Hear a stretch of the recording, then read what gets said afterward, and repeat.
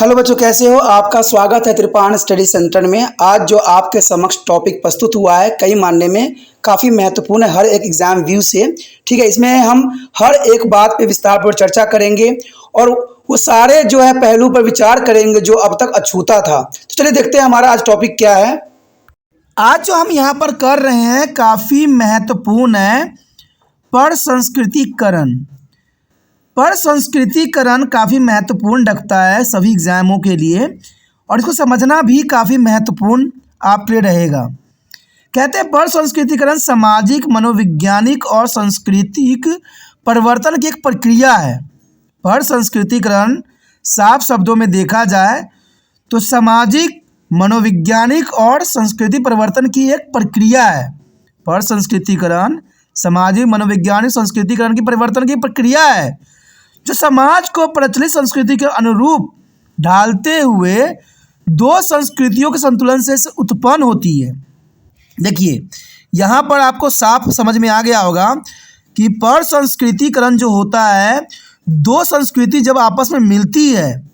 देखिए संस्कृतिकरण का मतलब समझे थे कि एक संस्कृति जो होती है, नीच जात के लोग जो होते हैं उच्च जात की संस्कृति को अपनाने की कोशिश करते हैं, और हमने भी संस्कृतिकरण का मतलब होता है कि मजबूरन हमें दूसरे की संस्कृति को ग्रहण करना पड़ता है क्योंकि हम उस संस्कृति में अपने आप को नहीं रह सकते। लेकिन पर्ण संस्कृतिकरण जो होता है, आपकी संस्कृति और जो दूसरे का संस्कृति है दोनों में संतुलन स्थापित करना, यानी आप अपने संस्कृति से भी संतुष्ट हो और आगे चल के दूसरे की संस्कृति को भी ग्रहण करो। तो प्रसंस्कृतिकरण इस बात की तरफ इशारा करता है। तो आपको समझ में आ गया होगा कि जो है दूसरे संस्कृति के अनुरूप ढालते हुए दो संस्कृतियों के संतुलन से उत्पन्न होती है। जब दो संस्कृति आपस में संतुलित होगी तो उससे जो नई संस्कृति बनेगी वो होगी प्रसंस्कृतिकरण। प्रसंस्कृतिकरण एक ऐसी प्रक्रिया है जिसमें एक व्यक्ति एक नई संस्कृति में रखे जाने के परिणाम स्वरूप या जब किसी अन्य संस्कृति के किसी के पास लाया जाता है तो एक नए संस्कृति वातावरण को अपनाता है, यानी वो दूसरे संस्कृतिकरण को अपनाता है और अपने संस्कृति में भी वो निहित रहता है और अपने समायोजित भी करने की कोशिश करता है, इसे प्राप्त भी करता है और समायोजित भी करता है। एक विभिन्न संस्कृति के व्यक्ति अपनी परंपराओं जैसे अधिक प्रचलित संस्कृति के पहलुओं में भाग लेकर खुद को नई जो अधिक प्रचलित संस्कृति में शामिल करने का प्रयास भी करता है। यानी देखा जाए तो नई अधिक प्रचलित संस्कृति में अपने आप को जो है शामिल करने का यत्न करता है, लेकिन फिर भी वो अपने संस्कृति मूल्य और परंपराओं पर कायम रहती हैं। यानी आप दूसरे की संस्कृति तो अपना लोगे लेकिन अपनी संस्कृति को पूरी तरह से छोड़ नहीं पाओगे। और इन दोनों के जो संस्कृति अपनाए हुए व्यक्ति होते हैं वो प्रसंस्कृतिकरण के अंतर्गत आते हैं। प्रचलित संस्कृति के भक्तों और संस्कृतियों को आत्मसात करने वाले दोनों में संस्कृति के प्रभाव कई स्तरों पर देखे जा सकते हैं और इसमें कोई दो राय नहीं है। इस समूह स्तर पर संस्कृतिकरण के परिणाम स्वरूप अक्सर सांस्कृतिक, धार्मिक प्रथाओं, स्वास्थ्य देखभाल और अन्य सामाजिक संस्थाओं में परिवर्तन होता रहता है। व्यापक संस्कृति से परिचित होने वाले लोगों को भोजन, कपड़े, भाषा भी महत्वपूर्ण प्रभाव पड़ते हैं। आपने देखा होगा कि आप किसी दूसरे क्षेत्र में जाते हो तो आपका भोजन का भी प्रभाव पड़ता है, कपड़े का भी, और भाषा भी अपना आपका चेंज हो जाता है।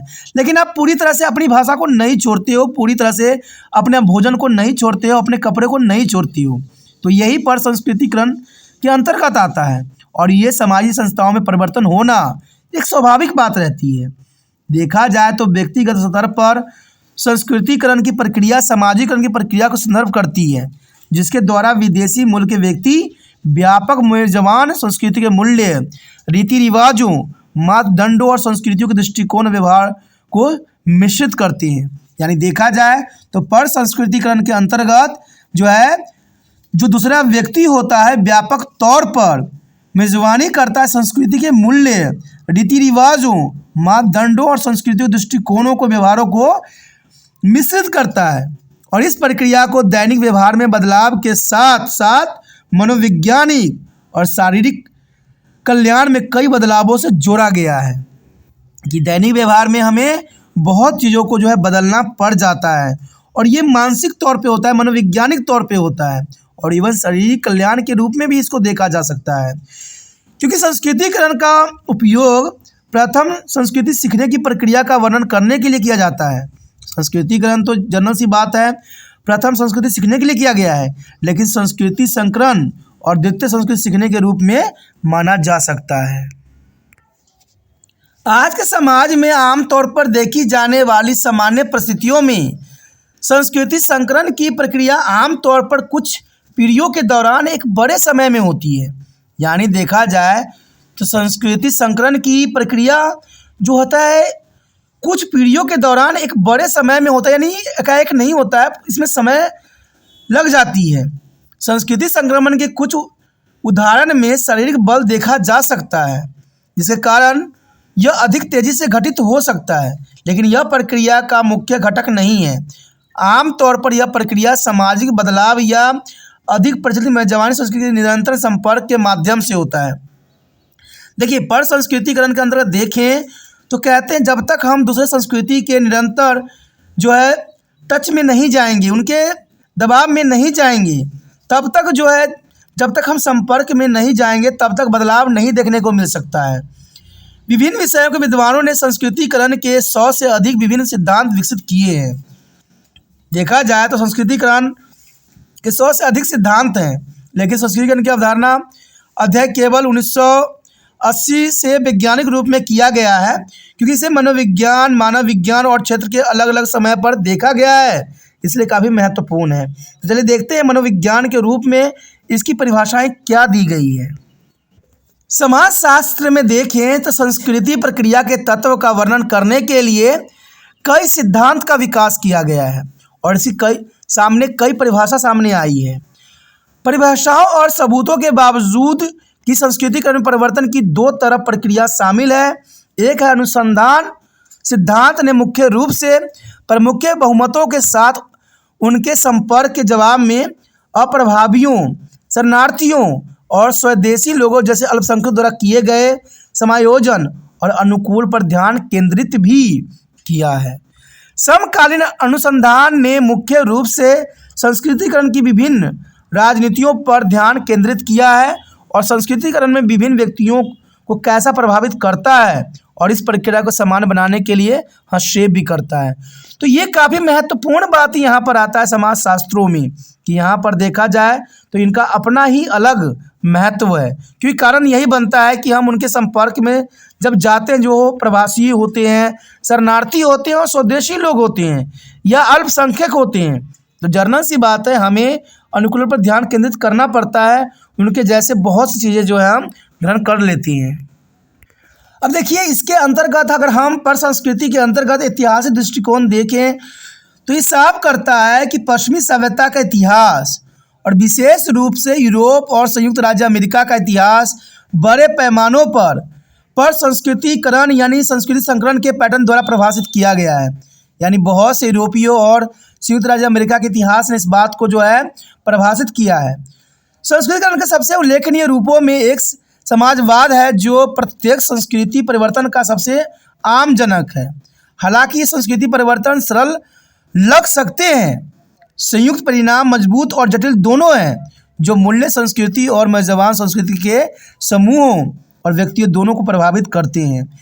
पिछली 5 शताब्दी के दौरान दुनिया भर में पश्चिम यूरोपीय लोगों के विस्तार के परिणाम स्वरूप मनोविज्ञानी, इतिहासकारों और समाजशास्त्रियों ने लगभग विशेष रूप से उपनिवेशवाद के संदर्भ में प्रभु के साथ संस्कृतिकरण का अध्ययन भी किया है। तो देखा जाए तो ऐतिहासिक दृष्टिकोण भी यहाँ पर संस्कृतिकरण के लिए काफ़ी महत्वपूर्ण बन जाता है। और पर संस्कृतिकरण का मतलब ही होता है कि हम दोनों ही संस्कृतियों में अपने आप को संतुलित करने की कोशिश करें, और ये काफ़ी महत्वपूर्ण है और ये ज़रूरी भी है। तो इसी के साथ ये टॉपिक ख़त्म हो जाता है, जो कि काफ़ी महत्वपूर्ण था। आगे और भी महत्वपूर्ण टॉपिक आपके प्रतीक्षा कर रहा है, चाहे वो उदारीकरण हो, वैश्वीकरण हो या आपके समक्ष जो है औद्योगिकरण हो, सभी रहेंगे। तो आपको इसके लिए बने रहना होगा कृपाण स्टडी सेंटर के साथ, ठीक है। अगर आप चाहते हो कि सारे वीडियो आपको समय रहते मिलते रहें तो आपको मुझे भी प्रोत्साहित करने की आवश्यकता है। जितना आप प्रोत्साहित कीजिएगा उतना ही आपको वीडियो यहाँ प्राप्त होता रहेगा। और प्रोत्साहित करने के लिए सिर्फ इतना सा करना है कि जितना हो सके शेयर करना है। वीडियो को शेयर कीजिएगा तभी दूसरे बच्चों का केयर होगा। और तिरपान स्टडी सेंटर का यही मकसद है कि ये वीडियो सभी बच्चों तक पहुँचे, सभी बच्चों को सही ज्ञान का प्रकाश पड़े। और इसी के साथ काफ़ी महत्वपूर्ण रहता है क्योंकि हमें देश को बदलना है, सच्चे बात करना है। ठीक है दोस्तों, इसके साथ ख़त्म होता है। लेकिन अगर पहली बार मेरे चैनल पे आए हो, पहली बार वीडियो देख रहे हो, समझ में आ रहा है, अच्छा लग रहा है और चाहते हो कि और वीडियो आपको इसी तरह प्राप्त होता रहे तो अभी चैनल को सब्सक्राइब कर लीजिए।